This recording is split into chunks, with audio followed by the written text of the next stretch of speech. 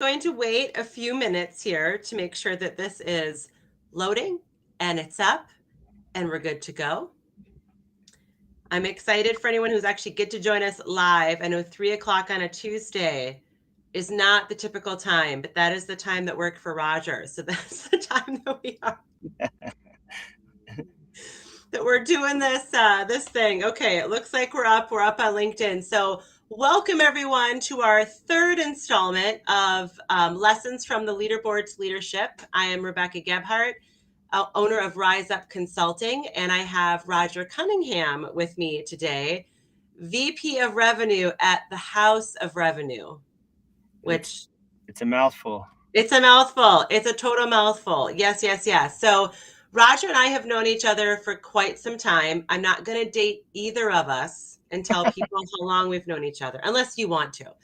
But Roger is a very entertaining, very experienced, and I thought would be a phenomenal guest on this series to really talk about, and he's got to like rewind to when he was a new sales leader and just speaking to all emerging sales leaders. So whether you're a top performer right now and you're getting ready to leap into sales leadership, or you're a new sales leader that just got done selling, or maybe you're in the middle child of the sales world, the producing sales leader, which many people are. It's a really tough transition. And that transition's what we specialize at Rise Up Consulting for, just to ease that transition from the leaderboard to leadership. Because what we know and what the data says, if you've got a great leader, you can scale any organization. And the sales leader impacts recruiting, they impact retention, and they impact revenue. And so that's I'm excited for Roger to share today a little bit about some of his lessons and what he sees now with his clients, and just some advice you can walk away with and say, I'm more equipped. I'm feeling a little more confident to be able to make that leap or put my name in for that promotion at work. And some of our lessons we've learned along the way. So welcome, Roger. Yeah, thanks for having me. This is fun. It is going to be fun. It's going to be really entertaining. So, can you give a quick background? You have had a very interesting background in sales and marketing, and you've kind of done all things. Really, it's really interesting. Can you kind of give a synopsis on how you kind of went from sales to the point where you are right now? Yeah, I'm going to try to make this concise. So I have, at this point, I know we're not going to age ourselves, but I have a couple of decades in sales and marketing. So not quite split evenly, but pretty close. So I started I started sales selling books door to door for a company called Southwestern. I did that as a college student all the way through college, paid my way through school, graduated with zero debt, but I ran teams and organizations my pretty much my third, fourth, and fifth summer. So that really kind of got me through, and that's where I cut my teeth in sales. Straight commission out of state. Um, I did not expect to do that when I went to school, but it kind of led me down a different path. So went from there to a sister company and sold insurance and ran teams and was a state director for Oklahoma, Texas, parts of Kansas, and Louisiana for about another 5 years.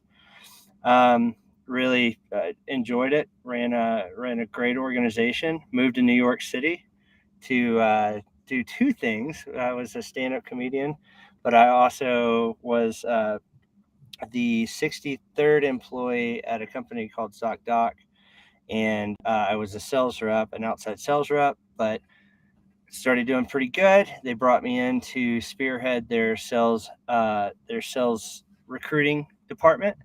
So, because I had a background in recruiting and building teams, so worked really hard to build that. And 2 years later, when I left, I think we were on our 700th employee. Not just for me. I didn't recruit 700 people, but just built that up, and it was awesome. So that point, just to kind of quickly roll through this, I got into the ski industry. I moved to Colorado, got into the ski industry. Worked for some cool ski. It's more of a lifestyle kind of thing. Got into ski and snowboard marketing. Loved every minute of it, but I got the call back to New York City to run a sales operations for a web application and development company. So 2x that just by changing a couple of processes within 9 months, which was really awesome. Just nothing groundbreaking, just really changed a couple of things and put people in the right seats and move some, change some pricing models and change some clients. And so all worked out. But that brought me, I met my wife and I moved back to Colorado. But before I did, I got really interested. We were building these beautiful applications and these cool things for Spotify, American Red Cross.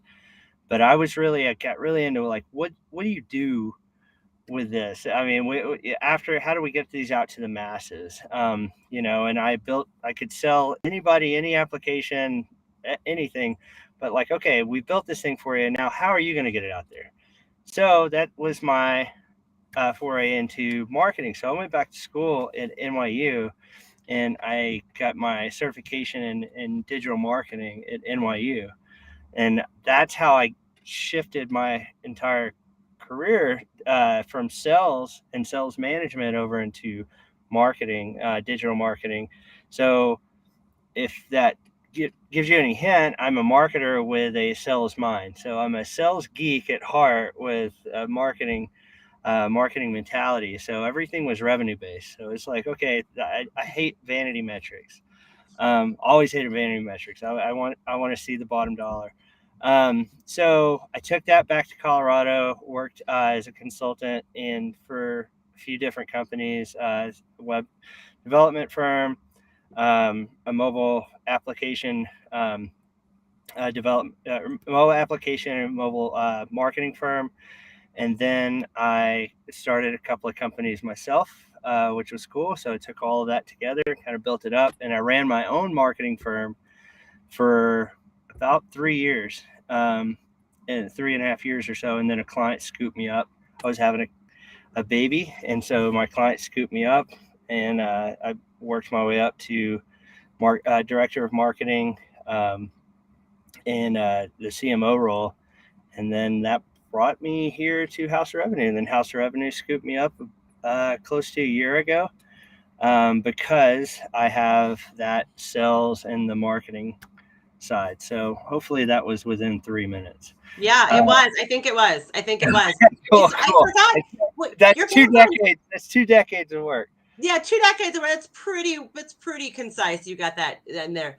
I forgot all of those little turns that you had because you and I worked at the same company in college and we worked at the insurance company together. That's actually where we met, even though we may have known of each other in college. We really met after college. And then you really took some different turns, which I always think is so enlightening hearing other people's journeys because I have a friend who's also a consultant and I just went, how did you know all this? And she's like, I just learned it, right? So you're like, how do you learn all this? If you have a different background and you get this different experience, you just learn a plethora of just, other things. And yeah, which is really interesting. So let's go back because you said systems, and I'm a geek at heart about systems. I love helping sales leadership teams with their systems.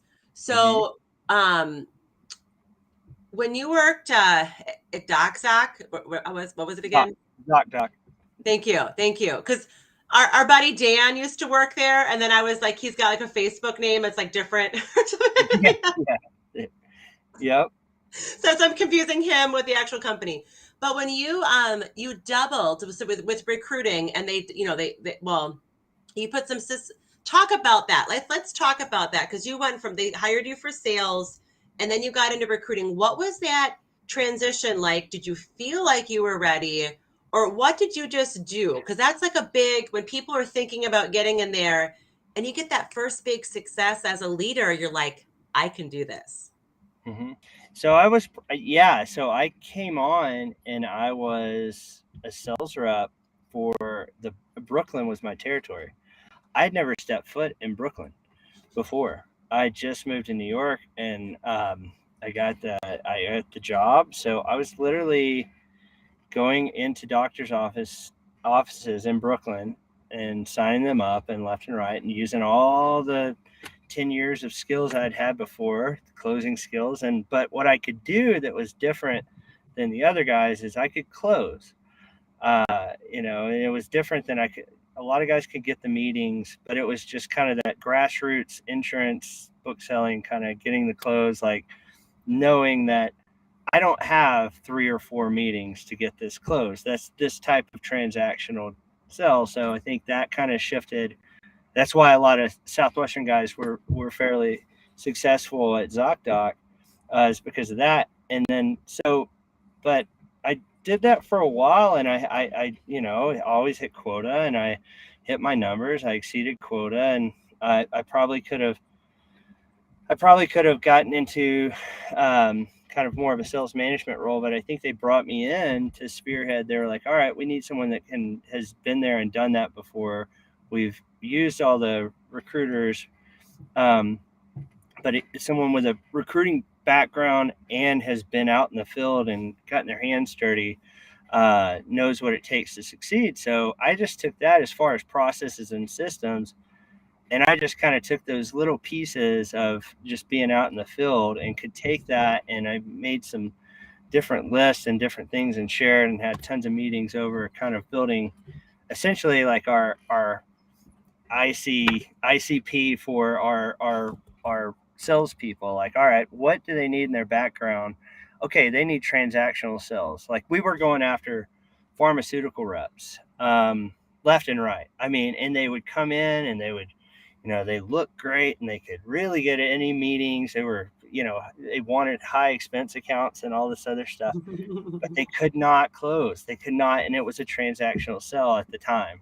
I have no idea what the process is now. It could be a total different software, but so I built all of that system, and we kind of built a little bit of a checklist for our guys when they were calling and looking at resumes and looking at through the filtering systems and all of that. And we were able to kind of build a pretty solid foundation for bringing in a successful rep. And then we built an interview process around that to identify those and pull those out. So once we got there, it pulled in the sales manager for their region at the correct time and all of that. Then it worked.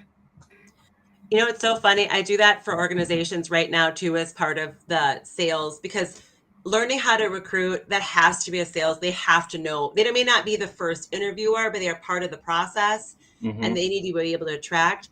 But what you just said was so simple and but so profound. Know what makes someone successful, not what looks successful in that sales role. You and I could probably spend we could spend the rest of the week talking until my voice gave out here as I've got my seasonal allergies.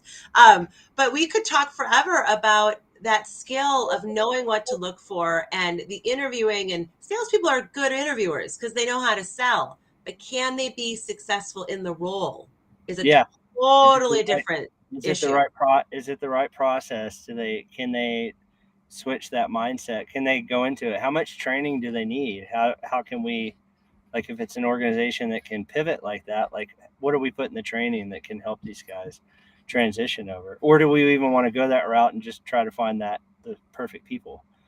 So we could definitely go.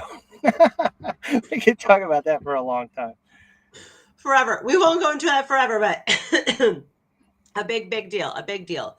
So let's go back. Let's talk a little bit more. So I love all these like geeky stats about emerging sales leaders. And what I say all the time that the Harvard Business Review came out with is that the average age of someone's first leadership promotion is age 30, and their first official leadership training is age 42.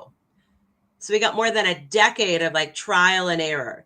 And specifically with sales leadership, there was very little data for sales leaders. And I asked a bunch of gurus in the sales world. No one had it. So someone said to me, just make your own survey. So I did. And 80% of sales leaders told me they got zero training once they got the promotion. So think back. I know you and I had a little bit different training because we were actually trained as new sales leaders. But when you went from when you were in corporate America, so after, the summer, the college stuff that we did and insurance, did you get training or was it really your previous experience? It was really previous experience. I mean, I wouldn't call it training. I would call it meetings of the minds. That's not really training. That's talking about like, I have a good idea. Cool. No, that don't ever work. Okay, cool. But I wouldn't call it training. But honestly, no. Like, and I agree with you. We were lucky because we received a good amount of that training from some good companies that believed in that model and believed in that process. But honestly, I can't say outside of just like I said, just more meetings of the minds and like putting our heads together and making those decisions versus someone that kind of coming from a different angle from maybe the outsider, something coming in to kind of work with us on that. So no, It's interesting, right? it, So you were in it charge is. of, so under that new recruiting thing, you had like 700 people that were added. Yeah, yeah, we had a ton of people. Now that I will say that was including some engineers and all of that stuff too. But we went through a lot of we had a whole country to fill with uh, boots on the ground. Yeah. So Yeah, and what you said too, you said we were lucky. I hear that all the time when I'm talking to sales leaders or executive teams who are in charge of the sales leaders. They'll say, I got lucky. I got lucky. I had a couple great mentors, right? hmm So I got to learn from people who I thought were the best, and they were pretty solid, right? They're really solid people. And some people aren't so lucky, right? Like they just aren't so lucky. So, where do you suggest that people look for help? Like, do you have books or podcasts you'd recommend, or do you recommend like proactively finding a sales leadership mentor? Like, what do you think would be your advice? Because not everybody says lucky, and it really does. Like, if you get a good leader, that sets up someone's trajectory into sales leadership and their entire trajectory of their career. Like in those formative years and after making that switch, like it's a huge deal. I would honestly say, I mean, you and I both but again, I go back to being lucky. We did. I know you've probably read a lot of the same books I've read because they were kind of brought up. But there's a ton of books that you can read. But I would say, like, yes, definitely if you're in that unlucky situation to where you don't have that easily accessible, it makes a world of difference to get an outside. For me, I've had it, because I've had executive coaching and coaching and just to have somebody that has no skin in the game really just to help you.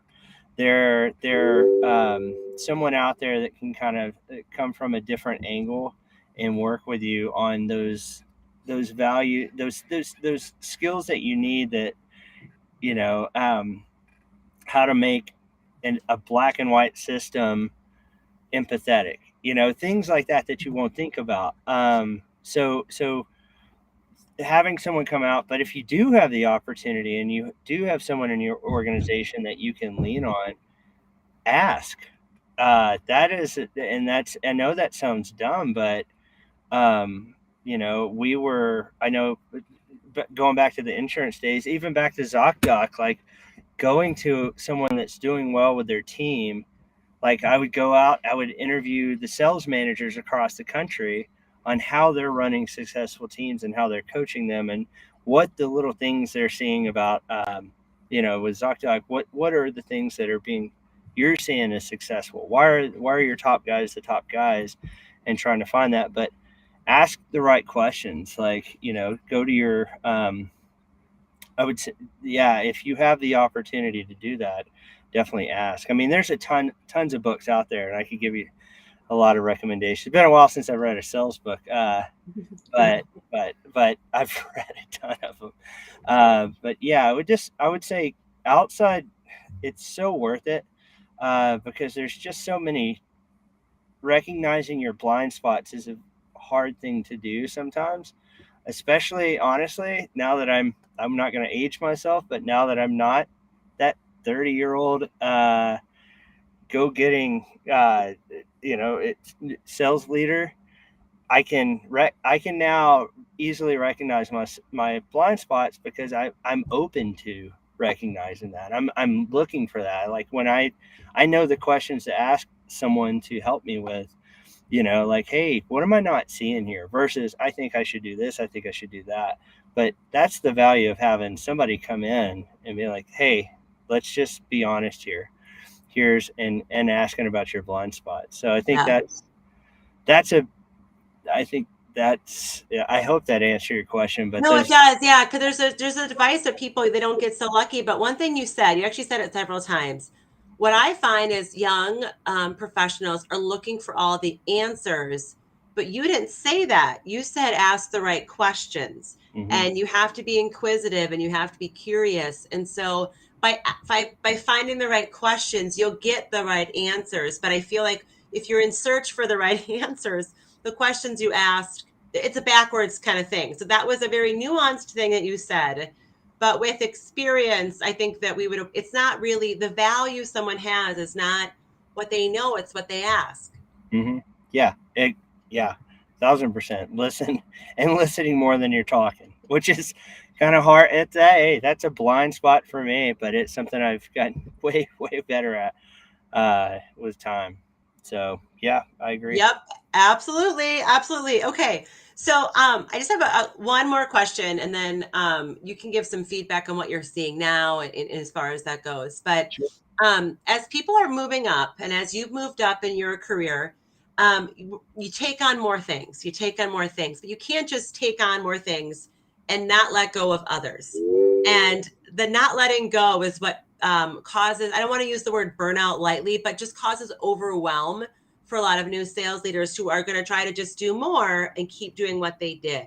So, what would be your advice on how to prioritize what you have to do? Or if you can think back, I know you got to think back like 20 years, so I'm making you think on this.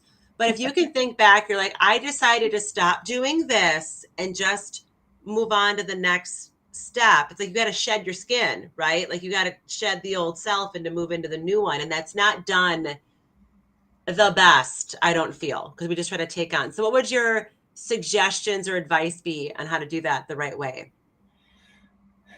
Are you talking about moving from like maybe a sales rep into a sales leadership role, Mm-hmm. or or Yeah, for this, for all or intents and purposes, for this, yes, like sales to sales leader. Like, what would you I can't just think add on and not take away.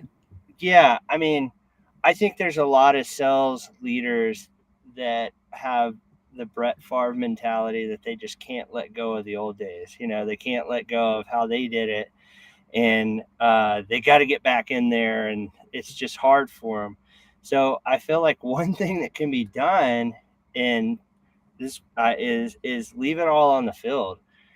For that goes, and for new people, for new sales reps moving into a leadership role, or that I forget you said it, but the sales rep and the sales leader doing it, the selling sales leader, which I don't really believe in because you're going to do one or the other.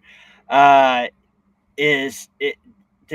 I think the best thing they can do is kind of get over a little bit of the imposter syndrome. Which is very, I know you feel like I'm going to lead these people. And should I be here? Can I lead this person? Especially if you're leading a salesperson that's just outsold the crud out of you that you ever did. And you're like, oh my gosh, how am I going to lead this person? And I could never do what they're doing. Get over it and get over it fast. That's shed that whole thing. Like leave it all on the field. You did the best you could while you were there, hopefully, and that's why you're in your position. But I think I just that's my quick action. Like when I remember, and I'm gonna go back to my sales days. Like I kind of ramped up into that state director role and with insurance, and then the organizational leader with Southwestern, and just I knew it was coming, so I just sold my face off that last year. So no one could say anything to me. Just if you know it's coming, don't take your foot off of the pedal, just slam it to the ground, and have that going into that role, have those strong last few sales months, year, whatever it is for you, to where you can kind of take that out of the equation. I don't know if that answers your question, but No, it's so good, Roger. It's so shed, that's shed that skin yeah. of leaving it on the, just leave it on the field and get into it. Yeah, no, that's really good. I forgot. I was like, oh yeah, that's kind of what it's like Yeah. you're saying this and this is really good. So it's just, and I don't, the producing sales leader is what I had said. It's so hard. It's not ideal.